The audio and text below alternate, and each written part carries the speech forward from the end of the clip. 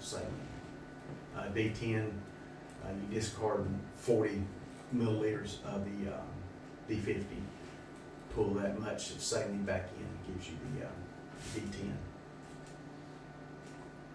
The D25, in pediatrics at 0.5 to 1 gram per kilogram. Titrate, desired effect. Oral glucose works pretty good for people that has dropped, their blood sugar has dropped, but for them to be able to take this, the patient must be able to swallow and protect their own airway. You don't want to give somebody that's unconscious this. They're not able to swallow and protect their airway. At that point, you would have a airway obstruction, and you start vomiting. Glucagon. This is last resort if you can't get an IV on a patient for hypoglycemic. This is another one that you will have to mix. It either comes in a box or a container like this. You have to mix the two in. This here also has the small vial. It has 2 vials in it. You have to mix together, and then you have to pull up. And that's 1 to 2 milligrams IM.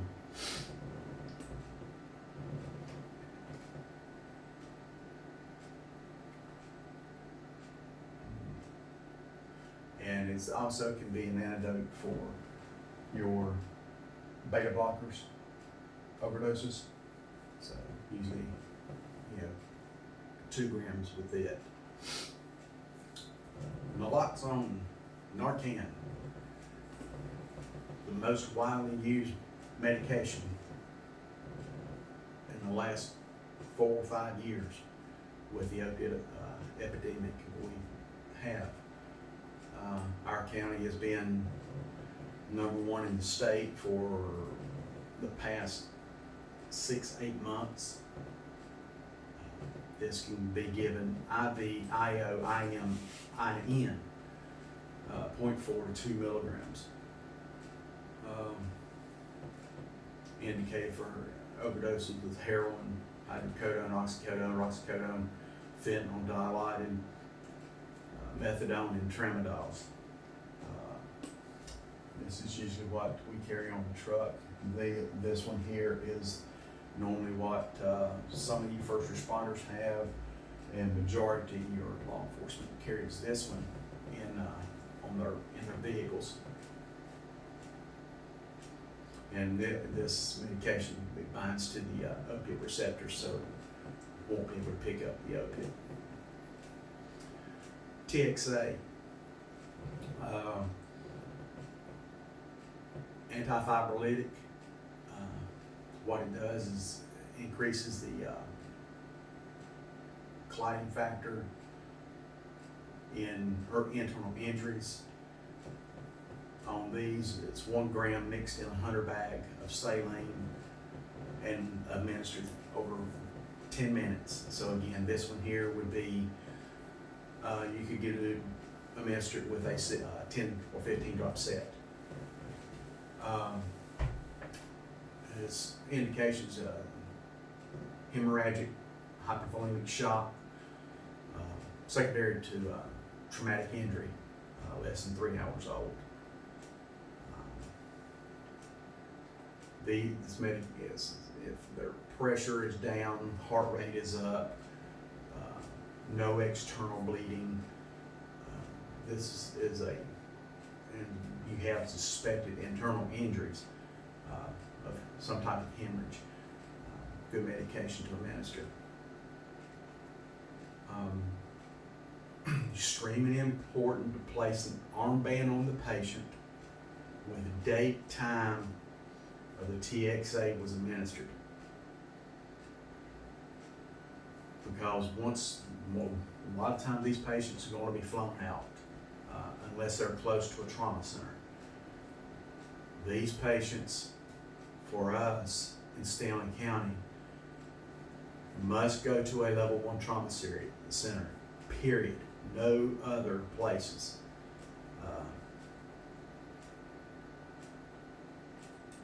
Unless they're very unstable and have to get to a closer facility, but these need to be at a level 1 trauma center. Drug-assisted intubation medications. Etomidate. This is a hypnotic drug. It's usually one of your first medications given. This will put them in a hypnotic state where they don't remember what's going on. Because what you're fixing to do is take their respiratory drive away. You don't want them to remember that they can't breathe, because they're going to be, you won't be able to see it, but they're going to be panicked. So this is what this medication's for. The only contraindications, patient in active labors. Your dosage for adults is 0.3 milligrams per kilograms over 30 seconds. Ketamine is another medication that we have started using only for RSIs. It's used as a sedative, pain control. We don't use it for pain control. There is some counties in North Carolina that is using ketamine for pain control on a study. They say it's excellent pain control medications. On this, is you doses 1.5 to 2 milligrams per kilogram. This medication, the doctors that I've all have heard, you don't want to underdose your patient. If you underdose your patients, they can become more like a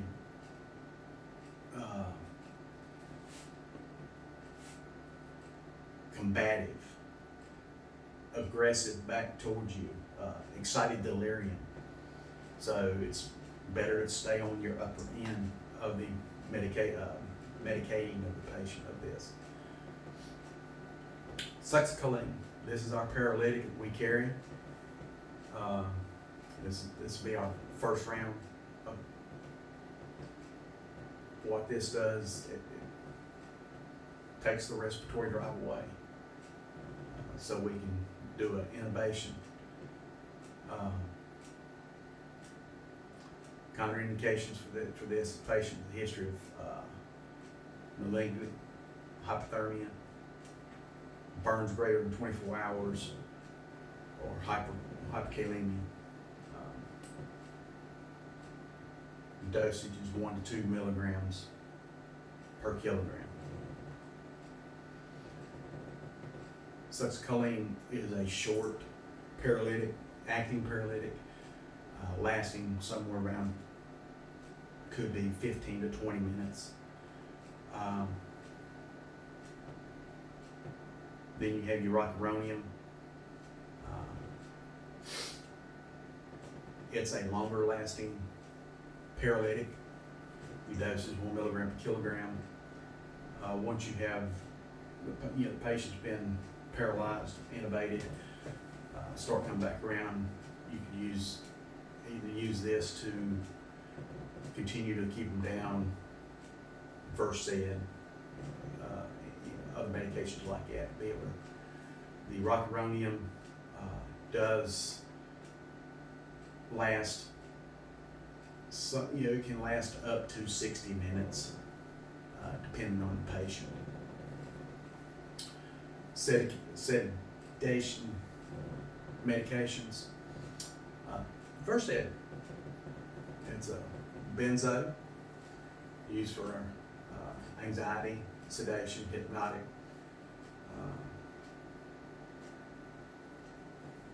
Pre-medicate patients in cardioversions, experience anxiety,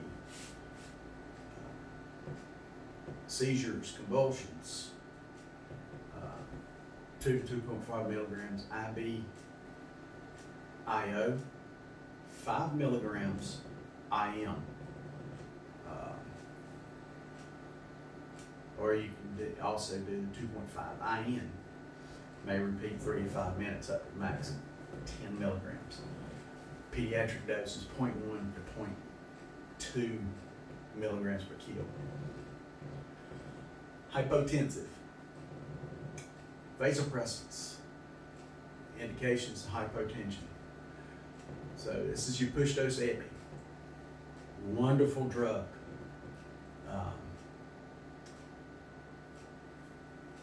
What you do with this is you take a 10 cc saline flush, you push out 1 cc of saline, you draw up 1 cc of epi 1 to 10,000. That makes 1 to 100,000, or 1 to 100,000. So that will give you 10 mics of epi, push dose epi, per milliliter. So you can have 10 to 20 doses in that one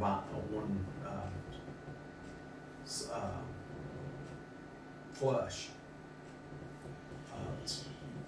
Your dosage is 5 to 10 mics every 5 minutes to to get a systolic blood pressure of 90 or better and a MAP of 65. If you've never used this, don't be afraid to.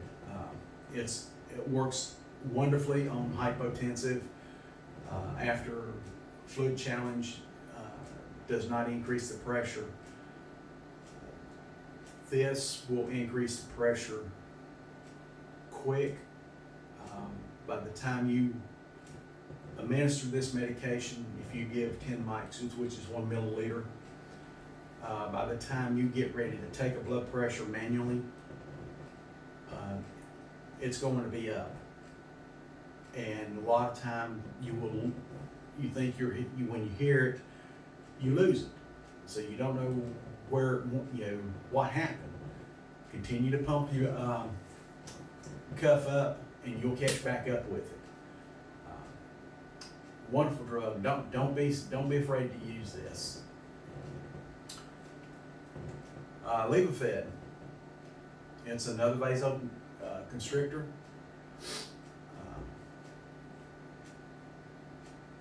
It's used for hypotensive. You can route in this. You do have to. We mix it in Stanley County. It's 4 milligrams in a 500 normal saline. That gives you 8 mics per milliliter. And your dosage is 4 to 8 mics. So 4 to 8 mics, you can start at 30 drips a minute.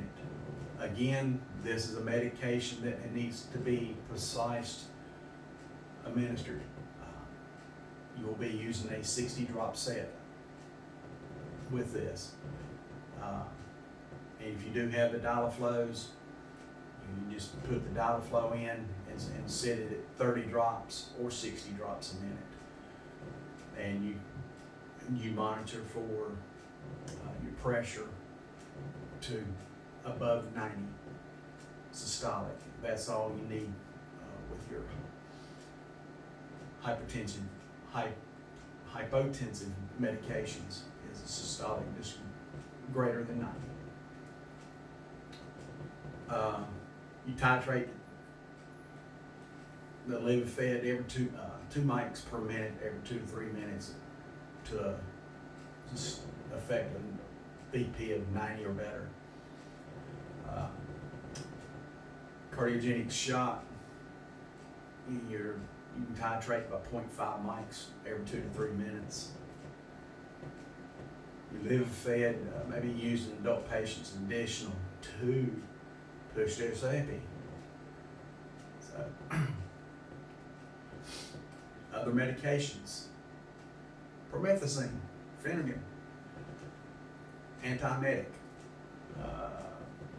It's used to treat and prevent nausea, vomiting. A lot of patients, it can be a sedative for them, make them very sleepy. When administering this medication, it is very strong. So when you do administer this, our dosage is 12.5 milligrams. When you're doing it IV, you want to dilute the 12.5 milligrams in a 10 milliliter normal saline flush. And administer slowly. Precaution, patients with hypertension, cardiovascular disease, impaired liver, glaucoma, asthma, and epilepsy. Zofran, we carry it both ways. We have the OTB tablets, oral dissolvable tablet, and we have the vial, or and your dosage on it is 4 milligrams, IV, IO, IM, or the tablet. May repeat in 15 minutes. What this does is help prevent the nauseous vomiting. It works by blocking one of the body's natural substance, serotonin, that causes vomiting. I have seen in my past, Zofran works well with people that has nausea, but after they have started vomiting, doesn't work real well. People that has active vomiting have seen Phenergan work tremendously with patients that's active in vomiting. Ancef, it's an antibiotic. We use it for amputations or open fractures. 1 gram mixed in 100 bag of normal saline and infused over 10 minutes. 10 or 15 drop set, wide open. Pediatric gets 10 to 15 milligrams per kilogram. This is to help start controlling infection prior to ever getting to the hospital, which cuts down on infections with open fractures and amputations. Have also used this for degloving patients. Pain control. Morphine.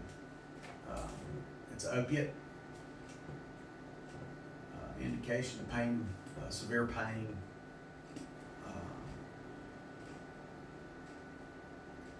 MIs, using it in MIs, you got to make sure you don't have an inferior right side involvement. No, I'm sorry, that's correct that. You do need to watch their vitals very carefully on this. Morphine can drop their blood pressure and depress the respiratory drive.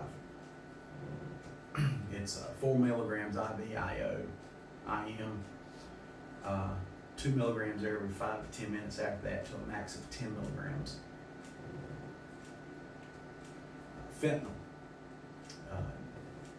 This is another opiate based. 50 to 100 mics. And if you notice, I said mics, not milligrams.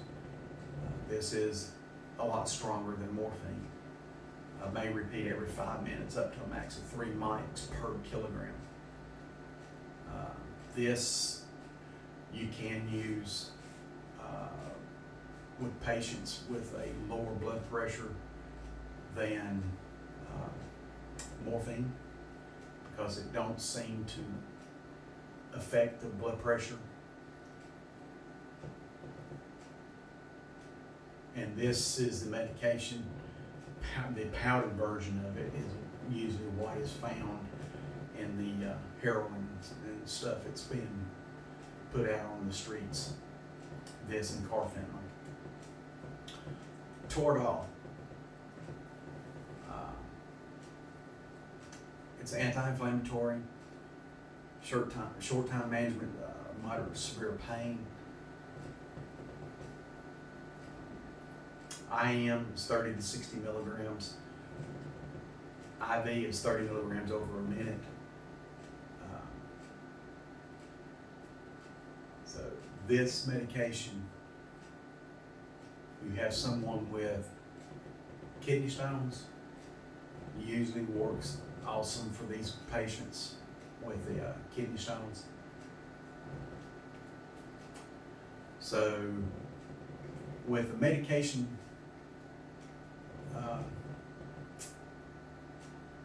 with the RSIs, it is very important for continuing pain medication to these patients. Even though they are sedated, paralyzed, they're still able to feel the pain. So on your RSI patients, continue to give them pain medicine, Versed, to keep their pain levels down. They still feel it. So with that, is there any questions?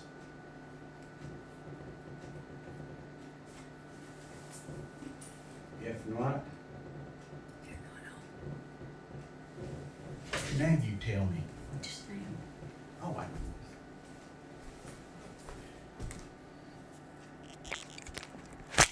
Unless there are any questions. Oh,